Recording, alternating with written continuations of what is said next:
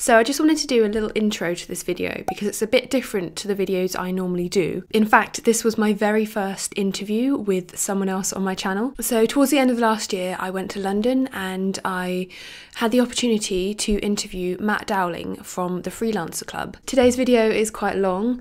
I recommend treating it more like a podcast, so get on with other things, have it on in the background. I hope you enjoy this video. Let's get into it. Hello everyone, welcome back to my channel. My name is Holly Exley and I'm an illustrator. I am conducting my first interview on my channel with Matt Dowling, who is the co-founder of the Freelancer Club. Hi, how you doing? Good, how are you? Very well. Thank you for having me. Thank you for meeting up with me. I'm excited to hear what you have to say. Could you explain a little bit about the Freelancer Club for people that might not have heard of it before? Yeah, sure. The club was initially set up to help support creative freelancers. I used to be a photographer many years ago and found there wasn't a huge amount of support in terms of business or even knowledge sharing as to how to be a freelancer. The longer I got into it, the more I realized that I was figuring a lot of things out for myself, made a huge amount of mistakes, was at the sharp end of a very large invoice that wasn't paid to me, which left me very broke and even emotionally quite shaken by the whole experience. That was sort of the day, I think, where the seed was planted to say, okay, I want to try and do something about this. I want to make sure this doesn't happen to other people. So Freelancer Club started in my mind at that point, and a couple of years later it was realized. Okay. So we're a pretty big network now. We have 40,000 members. We're predominantly in the UK. We connect freelancers with clients who need freelancers, and we provide events, resources and support. Did you ever get that money back? Because No. I was reading about that on your website. It was quite a huge sum, wasn't it? Yeah, it was 11 grand. Yeah. Yeah. I didn't.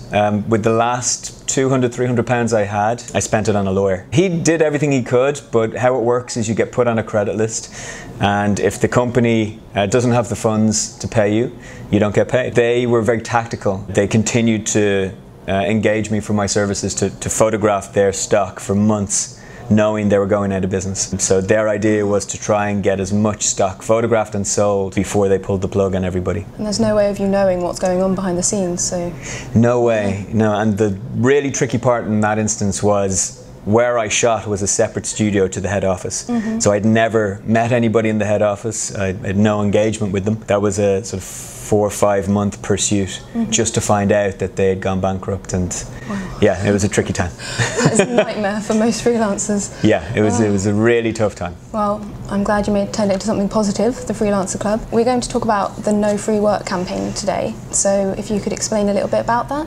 Sure, yeah. So the campaign was very much born of the story I've just mentioned, and how so many people are getting asked to work for free, and typically they're getting asked to work for exposure, for experience, or sometimes freelancers are doing professional work for the prestige, if they really like a brand and they feel honoured to work for that brand.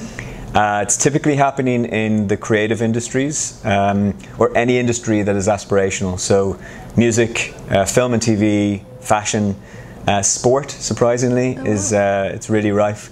So the definition of unpaid work for us is when a company that is profitable, or that, even if it's not, if it engages or asks a photographer freelancer to work for no monetary gain. So that might mean all the reasons I touched on: experience, for exposure in a publication.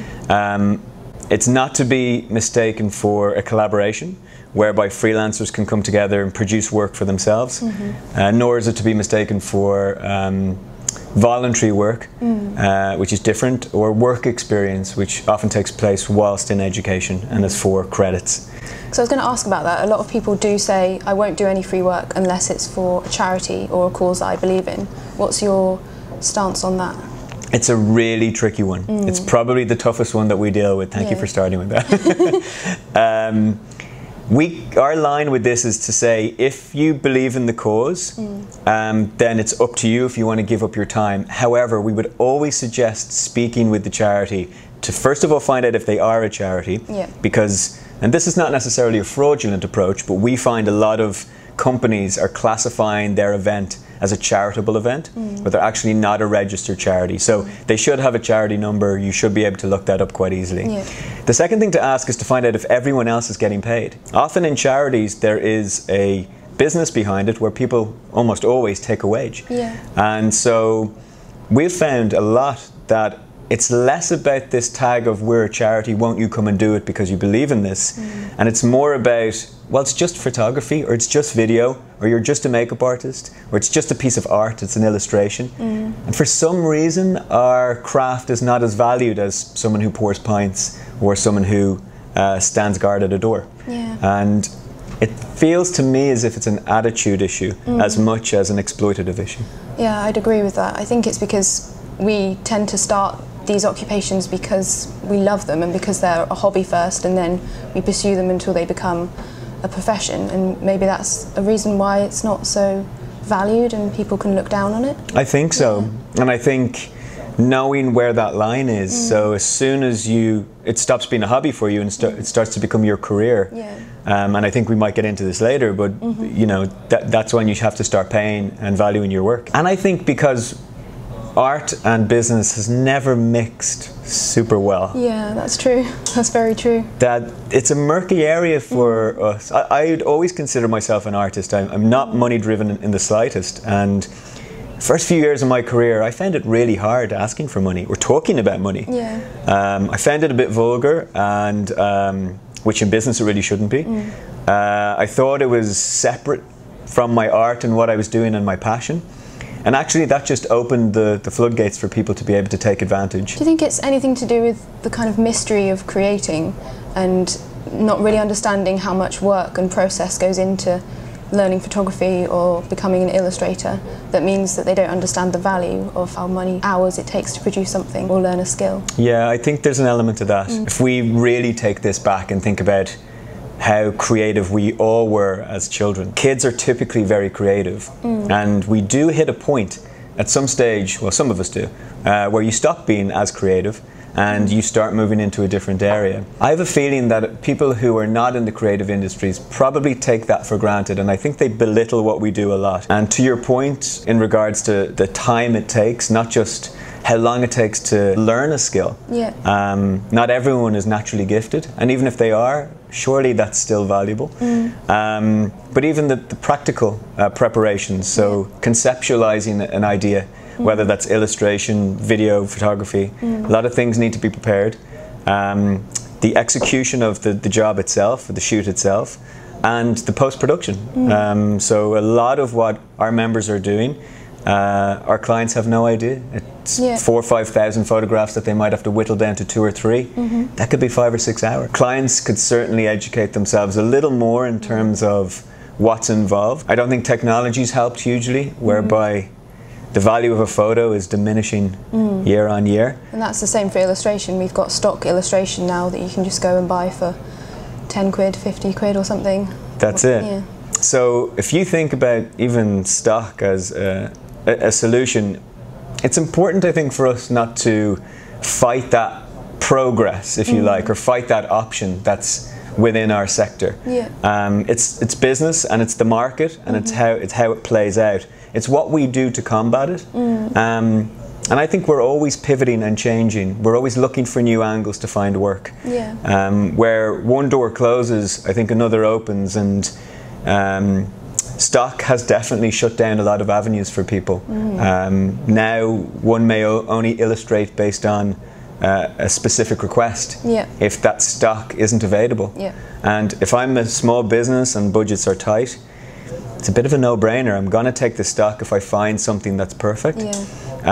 So I think illustrators, photographers, all of us need to be aware of it and perhaps look to adapt. Since embarking on the No Free Work campaign, what have been your findings in the different industries? Have you found that one industry in the freelance sector suffers the most from taking on free work? It's fairly evenly spread across the board. So what we did about 2 years ago, a little less than that, is we put out a survey. The survey touched on everything from, have you ever accepted unpaid work? Why did you do it? Why did you accept it?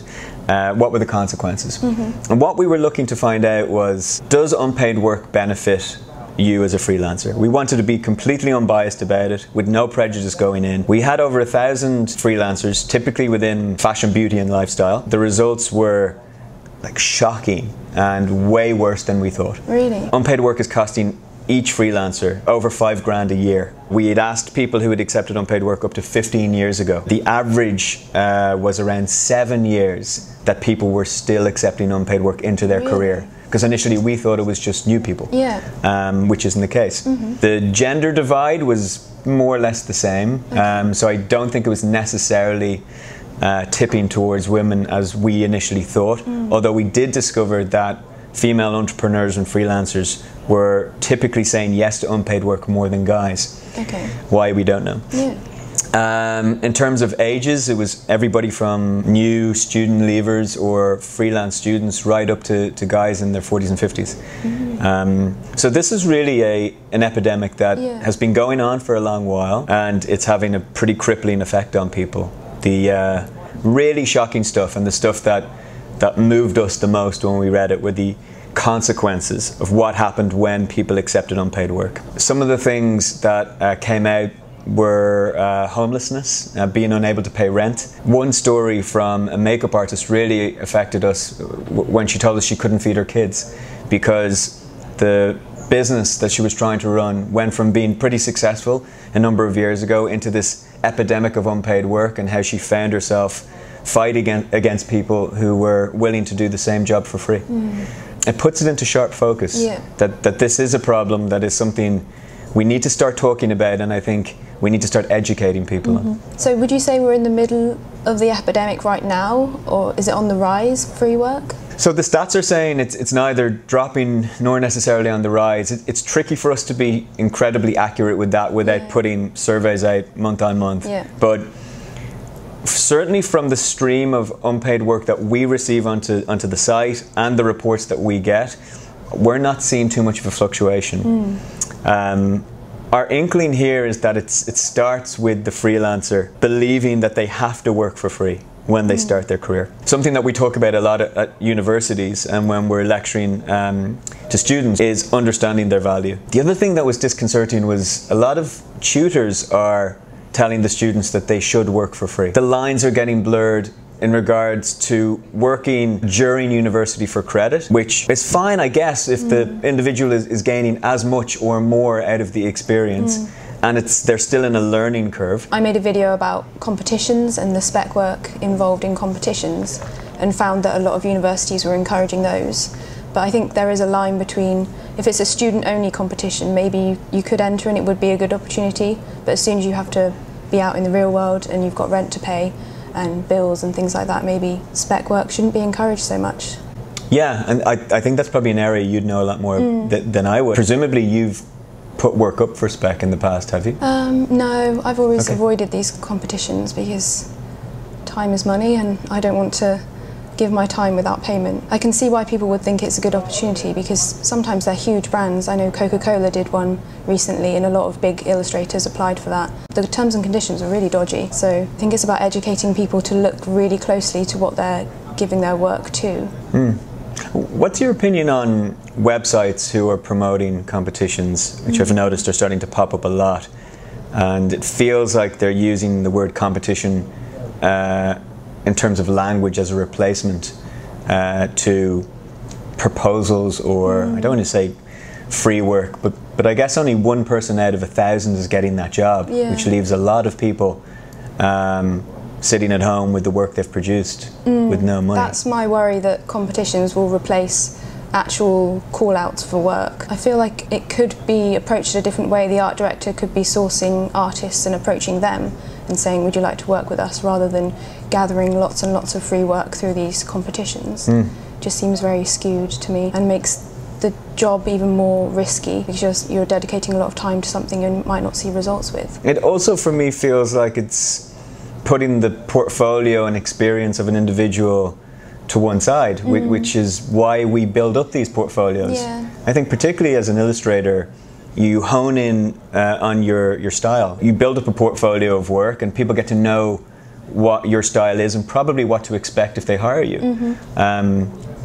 To ask somebody to produce that work and only accept it if it's right on the money, it seems like we're going about things the wrong way. And like you said, if everybody started doing that, we would just have people producing work endlessly. Yeah. Some of the excuses I've heard from freelancers in this regard is, well, I've got nothing else to do because I'm starting out, or and it's this kind of attitude that would unnerve me a little bit, as it seems to perpetuate the problem. I did a little survey on my YouTube channel just to see what people's reasoning was for doing free work, and the biggest reason was to build up their portfolio. They're trying to build their portfolio, but at the same time they're giving their work to companies that will then profit off that. That's it. Yeah, and we get asked that question a lot. So anytime I give a talk, there's always the question of, how do you expect us to enter the industry if we don't do this? There's a number of answers that we give depending on the industry you're in. I think if we touch on illustration, it'd be great to get your thoughts on this, but we've always recommended self-projects. So you set yourself a brief, you undertake the brief yourself, and you deliver the work for nobody but yourself. Exactly. I've said that a few times on my channel. Do the work that you want to be hired for, because that was my success, really. I wanted to be a food illustrator, so I commissioned myself. I did a lot of breakfast food illustrations, put them online, and then that made me secure my first job. What are some other ways that we can encourage freelancers to value what they do? I think it starts from within. They say that you become a freelancer when you sell your first piece or make your first pound. Yeah. I think you become a freelancer internally and mentally long before that. And I think it's important to know and catch yourself at that stage, because the exploitation tends to happen early doors. Yeah. I talked about how it happens all the way through, but we see a spike in the first few years. And knowing when to say no is tricky, because you think, great, this is step one into my freelance career. I'll work for free for a couple of years. Sure, I did that with an internship, so why shouldn't I do it with this? Both internships and this are wrong. Don't feel you're going to miss out when you say no. Our statistics are absolutely unequivocal. You do not benefit by saying yes. Yeah.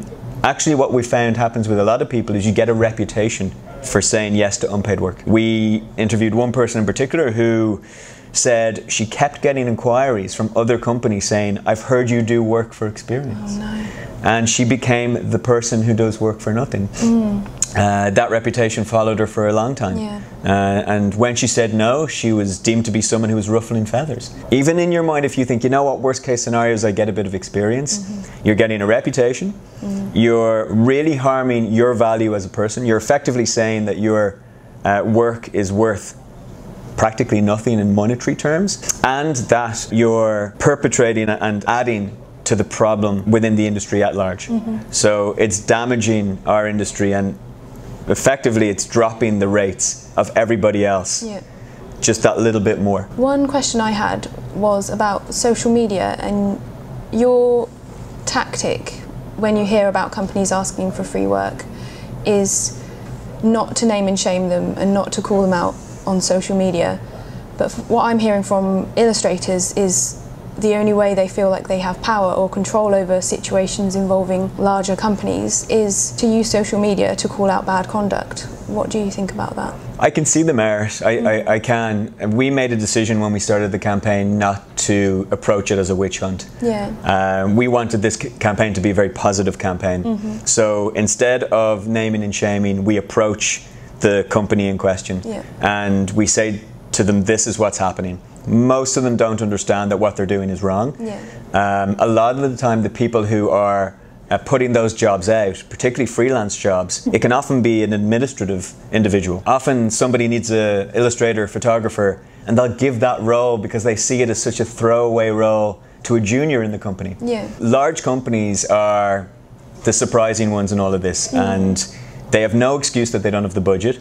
It is almost always down to an irresponsible decision. We've found that when you speak to them, they realise that bad press is far more costly to them than paying a fair amount to an illustrator or creative freelancer. Smaller companies are trickier because they think we don't have the budget to pay, so we're going to do everything we can to not pay. And the last people to get paid, as always, are the creatives. I once got given a business plan and a business proposal from a startup company that had a zero budget for content. And I asked, you know, is this a mistake? And he said, no, we'll get this for free. We don't need that. Another guy who I spoke to, who sort of fights the good fight with us, likened this to somebody coming with a business proposal and saying, I'm going to commit fraud with this bit. Is that okay? And for the person to say, no, I don't think that's a good way to start a business. Yeah. Not paying somebody, it's not necessarily illegal, because if you have a contract, it's a contract. Yeah. But to think that that's okay and that's a solid business model is diluted. And something that I feel we've talked about, how freelancers need to educate themselves. Companies really need to educate themselves. Yeah. And we all need to get aligned with this, I think, for it to change. So what are some of the main excuses that you hear from companies? So companies typically will say, I didn't know, or we're going to give them exposure. Fashion magazines will often give a credit, which they'll justify as enough payment for the 20, 30, 40 hours plus work that 4 or 5 people have produced. You'll see smaller companies say, well, if you come in now, there's a promise of paid work in the future. Yeah. That's a real doozy. Paid work in the future should be a consequence of paid work in the present. Experience, as we've touched on, is a really big one, and that's the one that most new freelancers fall into. We touched on prestige, and it'd be good to talk a bit about that. Yeah. I was chatting to somebody who is 20 years in the industry. I won't name her name, but you'd know who she was, I think. She is fairly prominent in the industry. And I spoke to her about this topic, and we went through the reasons, and she said 2 weeks ago she accepted to sit on a panel for a very established, well-known fashion brand that was going to commercially gain from that content. They were selling that content behind a paywall. And it only dawned on her that she was over the moon to get that invitation. Yeah. She saw that as a step up in her career. And so people with big names and companies that have prestige can really leverage that to take advantage of freelancers. I can definitely see how that would be tempting, because then you've got it on your client list that you worked with this big company. That's it. Yeah, and as a freelancer you would weigh that up. It may be worth something, but why should that be used to leverage? Why are these big companies who make millions of pounds still penny pinching? This is effectively the foundation of the UK's economy. Yeah. We're not manufacturing or producing en masse. A lot of the value, particularly in London, is the creativity and imagination of the people. Yeah. And we are not protecting it. We are giving it away for free. We're undervaluing it. And we're at risk of it becoming a group of wealthy, typically white, middle class, with rich mum and dads producing this work. So this is not just a rant for the creative industry. This has serious knock-on effects for lack of diversity in the arts. Is very much weighed against anybody who doesn't have financial backing. Anyone who lives in London or anywhere in the UK will testify how expensive it is to pay rents, pay bills, and then to be asked to work for nothing and constantly have to fend that off is almost an impossible mission. You're dipping into a loan, or you're asking for help from friends or family. It's not sustainable as a business model, and I do think it's going to result in some really sad and desperate times. Yeah. You touched on internships, and I was reading recently that there's been more of a crackdown on that in the UK. Do you think more legislation for free work in the freelance world would be a really positive thing? Hugely, yeah. We recently were part of a roundtable that was having this exact discussion. So Freelancer Club and about 6 or 7 other big names in the industry and other industries, including sport, fashion, TV, music, chaired by The Guardian. We pitched in Parliament to an MP to look to change legislation. We've been looking to New York with this one. There's a fantastic company called Freelancers Union who recently passed a bill to give freelancers more rights. Some of the things that they managed to change, things like double pay. So if an employer or a client was found not to have paid the freelancer after the terms of the contract, and it went to a small claims court, if they were found guilty, they would have to pay twice the amount that was originally owed. They've also managed to help freelancers cover their legal costs. So we want to use a UK version of that template, and we were really fortunate at that roundtable to have Freelancers Union Skype video into the roundtable to offer their advice as to how they did it. Unfortunately, Brexit has taken headlines away from everything else. MPs aren't incredibly keen to jump on this.